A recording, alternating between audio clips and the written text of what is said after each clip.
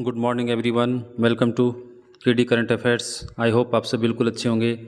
आज है 23 मई 2024। 23 मई 2024 के जितने भी मोस्ट इम्पॉर्टेंट प्रश्न बन सकते हैं आज हम उन्हें डिस्कस करेंगे। साथ ही साथ हर प्रश्न से जुड़े इम्पॉर्टेंट फैक्ट्स भी चर्चा करेंगे। स्टार्ट करते हैं अपना आज का सेशन। यदि आप हमारे इस चैनल पे पहली बार आए हैं तो इस चैनल को लाइक एंड सब्सक्राइब ज़रूर करें। चलते हैं अपने प्रश्न पर।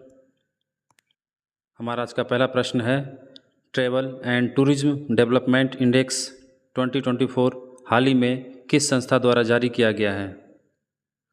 आपका आंसर हो जाएगा वर्ल्ड इकोनॉमिक फोरम। विश्व आर्थिक मंच के यात्रा एवं पर्यटन विकास सूचकांक 2024 में भारत 39वें स्थान पर पहुंच गया है, जबकि अमेरिका इस सूची में शीर्ष पर है। निम्न मध्यम आय वाली अर्थव्यवस्थाओं में भी भारत दक्षिण एशिया में सर्वोच्च स्थान पर काबिज है। इससे पहले 2021 में प्रकाशित सूचकांक में भारत 54वें स्थान पर था। तो इस वर्ष भारत कितने स्थान पर है? 39वें स्थान पर 2024 में। ये किसने जारी किया? विश्व आर्थिक मंच के द्वारा जारी किया गया travel and tourism development index 2024। UNESCO की बात करें तो यूनेस्को का मुख्यालय कहाँ है? पेरिस। और यूएनडीपी हाल ही में चर्चा में रहा। इसके मुख्यालय की बात करें तो इसके मुख्यालय हैं न्यूयॉर्क। इन्होंने हाल ही में भारत सरकार के पशुपालन और डेयरी विभाग ने वैक्सीन कोल्ड चेन प्रबंधन के लिए एक समझौता ज्ञापन पर हस्ताक्षर किया है यूएनडीपी के साथ। वर्ल्ड बैंक की बात करें तो वर्ल्ड बैंक के मुख्यालय कहाँ है?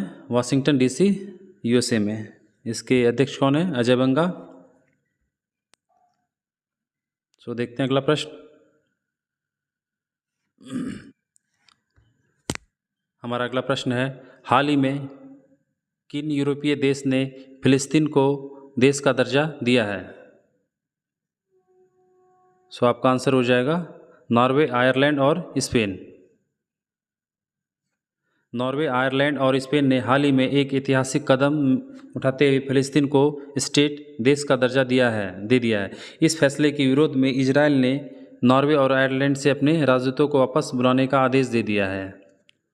नॉर्वे के प्रधानमंत्री जोनास गहर स्टोरे ने अपने फैसले में कहा कि 28 मई से आधिकारिक तौर पर इसकी घोषणा कर दी जाएगी। आयरलैंड की बात करें तो आयरलैंड के हाल ही में प्रधानमंत्री बने कौन? Simon Harris. आइए देखते हैं अगला प्रश्न।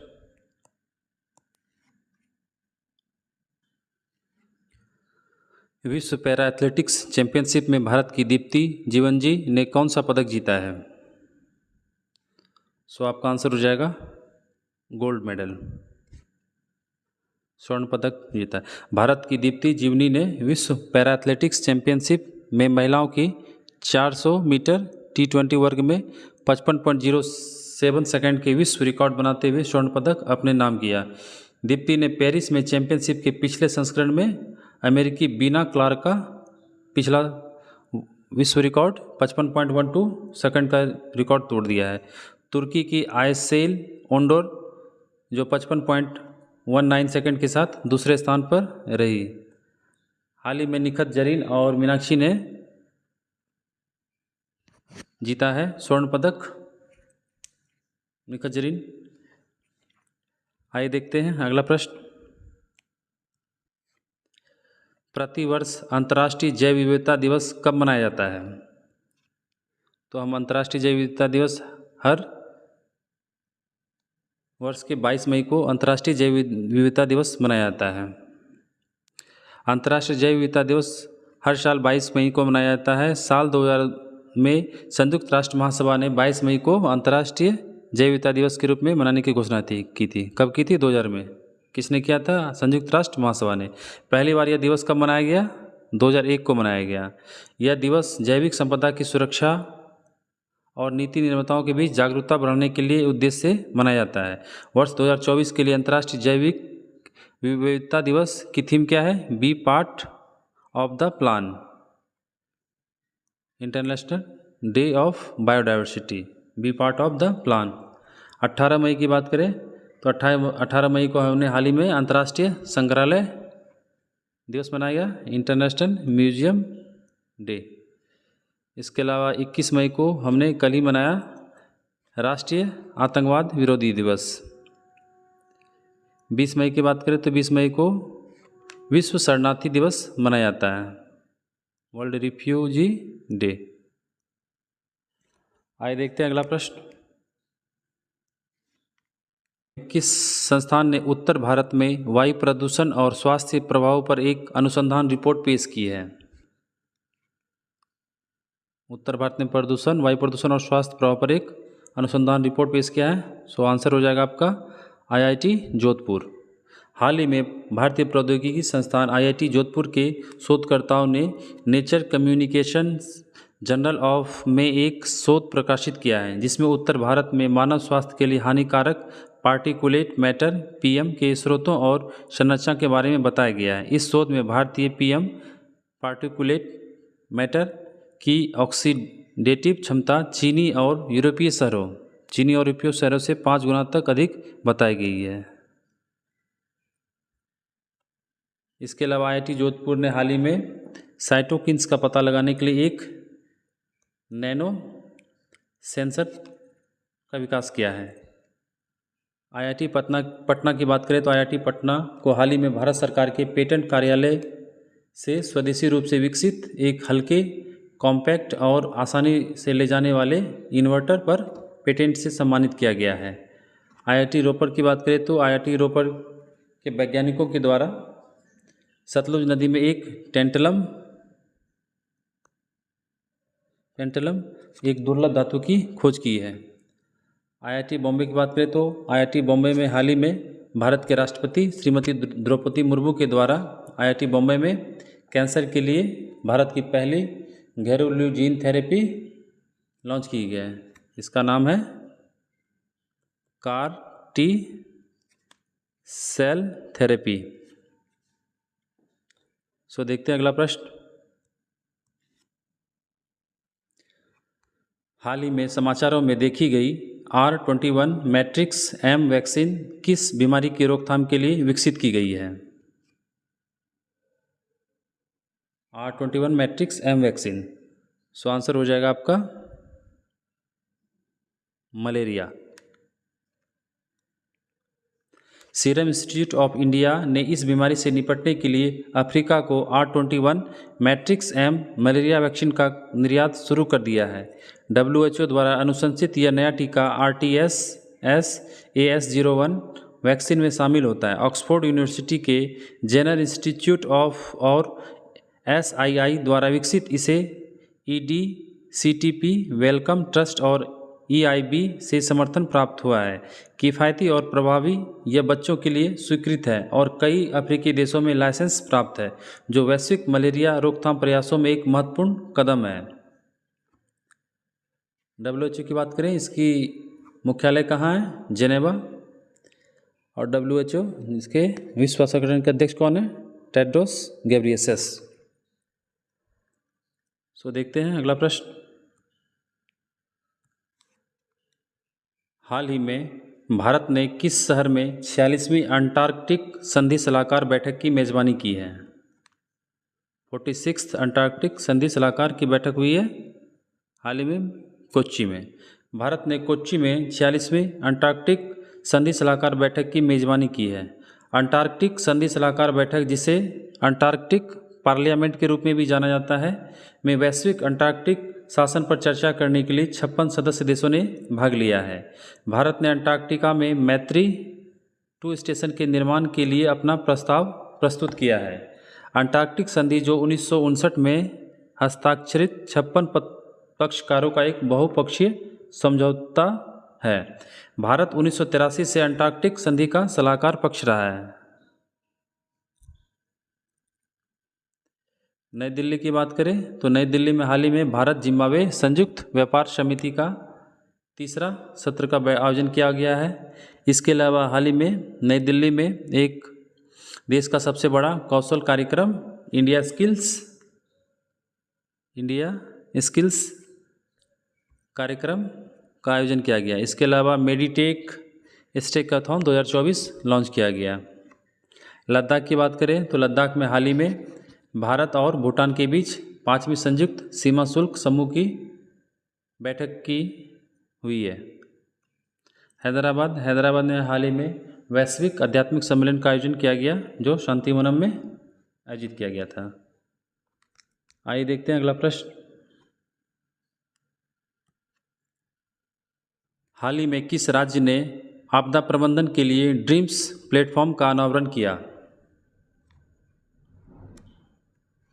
तो आपका आंसर हो जाएगा असम। असम ने हाल ही में आपदा प्रबंधन के लिए ड्रीम्स प्लेटफॉर्म का अनावरण किया है। असम के मुख्य सचिव रवि कोटा द्वारा लॉन्च किया गया है आपदा रिपोर्टिंग और सूचना प्रबंधन प्रणाली। ड्रीम्स क्या है? ये आपदा रिपोर्टिंग और सूचना प्रबंधन सिस्टम है, प्लेटफॉर्म। यूनिसेफ के सहयोग से कुशल आपदा रिपोर्टिंग और सहायता वितरण की सुविधा प्रदान करता है। ड्रीम्स महत्वपूर्ण प्रभाव आंकड़े एकत्र करता है, क्षतिग्रस्त फसलों, पशुधन हानि और अन्य आपदा बहाली प्रयासों के लिए राहत वितरण में तेजी लाता है। असम की बात करें तो असम में के हाल ही में जीआई टैग प्रदान किया गया है माजुली पेंटिंग और माजुली मास्क को। इसके अलावा असम के गुवाहाटी में हाल ही में BWF जूनियर विश्व कप का आयोजन किया जाएगा 2025 में। सिक्किम की बात करें तो सिक्किम में हाल ही में वहाँ यातायात प्रबंधन को सुचारू रूप से चलाने के लिए AI आर्टिफिशियल इंटेलिजेंस का उपयोग किया जाएगा। और उत्तर भारत का पहला राज्य। उत्तराखंड की बात करें तो उत्तराखंड में हाल ही में बॉम्बे बकेट ऑपरेशन चलाया गया इंडियन एयरफोर्स के द्वारा। इसके अलावा उत्तराखंड राज्य सरकार के द्वारा पिरुल लाओ पैसा पाओ अभियान चालू किया गया है। इसके अलावा उत्तराखंड में नक्षत्र सभा जो उत्तराखंड राज्य के पर्यटन विभाग द्वारा शुरू किया गया है। मणिपुर की बात करें तो मणिपुर में हाल ही में वहाँ के राज्यपाल अनुसुईया उइके के द्वारा स्कूल ऑन व्हील्स परियोजना का शुभारंभ किया गया है। लोकटक झील कहाँ है? मणिपुर में ही स्थित है। देखते हैं अगला प्रश्न। अगला प्रश्न है हाल ही में अंतर्राष्ट्रीय सौर गठबंधन का 99वां सदस्य कौन बना है? अंतर्राष्ट्रीय सौर गठबंधन का 99वां मेंबर कौन बना है? आपका आंसर हो जाएगा स्पेन। स्पेन अंतर्राष्ट्रीय सौर गठबंधन का 99वां मेंबर बन गया है। अंतर्राष्ट्रीय सौर गठबंधन ISA अपने सदस्य देशों में ऊर्जा पहुंच लाने, ऊर्जा सुरक्षा सुनिश्चित करने और ऊर्जा संक्रमण को चलाने के साधन के रूप में सौर ऊर्जा प्रौद्योगिकी की बढ़ती तैनाती के लिए एक सहयोगी मंच है। ISA इंटरनेशनल सोलर अलायंस की कल्पना सौर ऊर्जा समाधानों की तैनाती के माध्यम से जलवायु परिवर्तन के खिलाफ प्रयास जुटाने के लिए भारत और फ्रांस के संयुक्त प्रयास के रूप में की गई थी। किसके द्वारा किया गया था? ये भारत और फ्रांस के संयुक्त प्रयास के रूप में लाया गया था ISA। इसकी संकल्पना 2015 में पेरिस में जलवायु परिवर्तन पर आयोजित संयुक्त राष्ट्र फ्रेमवर्क कन्वेंशन के 21वें पार्टियों के सम्मेलन COP21 के मौके पर की गई थी। अंतर्राष्ट्रीय सौर गठबंधन का मुख्यालय कहाँ है? भारत के गुरुग्राम में। इसके पहले पनामा बना था। पनामा बना है 97वां मेंबर है। इसके अलावा हंगरी 96 है और चिली 95वां मेंबर है। आइए देखते हैं अगला प्रश्न। होंग पुई राष्ट्रीय उद्यान हाल ही में समाचारों में देखा गया किस राज्य में स्थित है? फोंग पुई राष्ट्रीय उद्यान जो हाल ही में समाचारों में है ये किस राज्य में है? ये मिजोरम राज्य में स्थित है। मिजोरम के फोंग फुई राष्ट्रीय उद्यान में एक नया अर्ध परजीवी स्थलीय पौधा फेथरोस्पर्म लुसायोरम खोजा गया है, जिसके कारण ये न्यूज़ में बना हुआ है। पूरी तरह से विकसित जड़ प्रणाली के कमी के कारण यह पानी और खनिजों के लिए मेज़बान पौधे से जुड़ता है, लेकिन कुछ हद तक प्रकाश संश्लेषण कर सकता है और स्वतंत्र रूप से विकसित हो सकता है। इस प्रजाति का नाम मिजोरम की लुसाई जनजाति के नाम पर रखा गया है। असम की बात करें तो असम में कौन सा है? काजीरंगा नेशनल पार्क असम के में हाल ही में चर्चा में रहा। वन्यजीव अभ्यारण्य पोबितारा वन्यजीव अभ्यारण्य। अरुणाचल प्रदेश के टेल वैली वन्यजीव अभ्यारण्य चर्चा में रहा, क्योंकि वहाँ एक तितली की नई प्रजाति नेप्टिस फिलियारा की खोज की गई। हरियाणा का एक वन्यजीव अभ्यारण्य है कलेसर वन्यजीव अभ्यारण्य, जो हाल ही में चर्चा में रहा। सो फ्रेंड्स, ये आज का सेशन का आखिरी प्रश्न था। सो चलते अपने पिछले होमवर्क सीरीज के प्रश्न पर। सो आंसर देख लेते हैं इनके फटाफट। हाल ही में अफ्रीका पर भारत अमेरिका वार्ता का दूसरा दौर कहाँ आयोजित किया गया? सो आंसर हो जाएगा वाशिंगटन डीसी यूएसए। हाल ही में खबरों में रही मनिका बत्रा किस खेल से जुड़ी है? तो आंसर हो जाएगा टेबल टेनिस। अभ्यास तर्कस एक संयुक्त आतंकवाद विरोधी अभ्यास है जो हाल ही में किन दो देशों के बीच आयोजित किया गया? तो ये किया गया भारत और अमेरिका के बीच में। कहाँ किया गया? कोलकाता में। हाल ही में खबरों में रहा सरिस्का टाइगर रिजर्व किस राज्य में स्थित है? सो आंसर हो जाएगा राजस्थान। हाल ही में किस संगठन ने डेविड साल्वेजिनी को अपना पहला मुख्य एआई अधिकारी नियुक्त किया? सो आंसर हो जाएगा नासा के द्वारा पहला मुख्य एआई अधिकारी डेविड साल्वेजिनी को नियुक्त किया गया है। सो चलते अपने आज के क्विज सेशन पे। देख सकते हैं आप इनके आंसर कमेंट सेक्शन में जाकर दे सकते हैं। ये प्रश्न हाल ही में किए गए हैं। सो मिलते हैं अगले वीडियो में।